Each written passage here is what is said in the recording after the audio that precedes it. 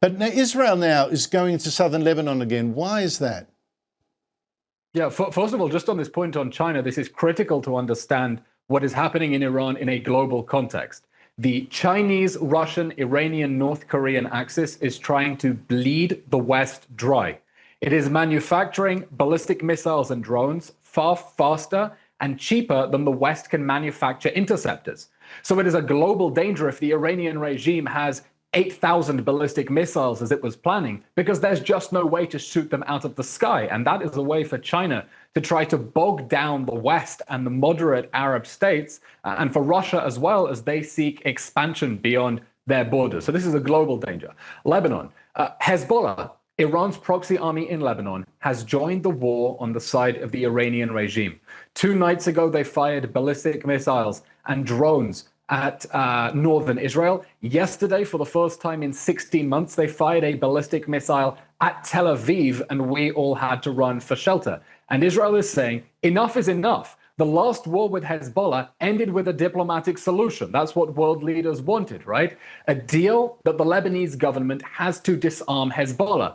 They didn't. They chickened out of a fight, chickened out of a confrontation, didn't confront Hezbollah, allowed Hezbollah to rearm position forces along Israel's border, and we're not going to allow Iran's proxy army in Lebanon to rain missiles and drones and anti-tank fire at the communities along the border. So Israel is now operating forcefully against Hezbollah to remove the threat of rocket fire and drones against our communities and make sure they can no longer attack Israeli civilians to try to save the Islamic Republic.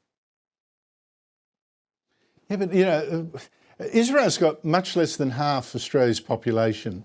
Meanwhile, it is fighting on 3 fronts: in Gaza, still, really, in Lebanon and in Iran. There must be some sort of exhaustion setting in here, or the blood and the money that's being expended on this. How long do you think before the Israeli public think, enough? What's going on? What's the support for this? Oh, resolve in Israel is very high because we want to finish the job. Since October 7th, 2023, we have been under attack on 7 fronts: Gaza, Lebanon, Yemen, Syria, the West Bank, Iraq, Iran. It has been over 2 years of a multi-front war waged by the Iranian axis against Israel to try to destroy our country. And that has backfired spectacularly in the face of the Iranian axis.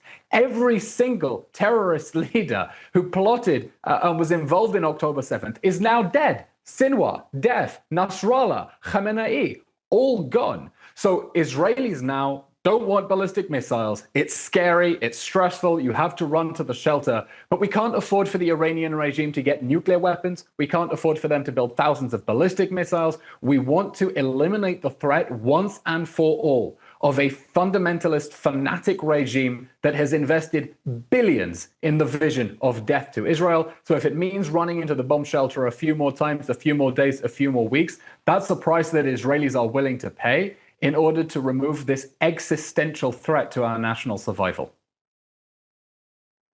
Eylon, let me just tell you, there is no once and for all in history.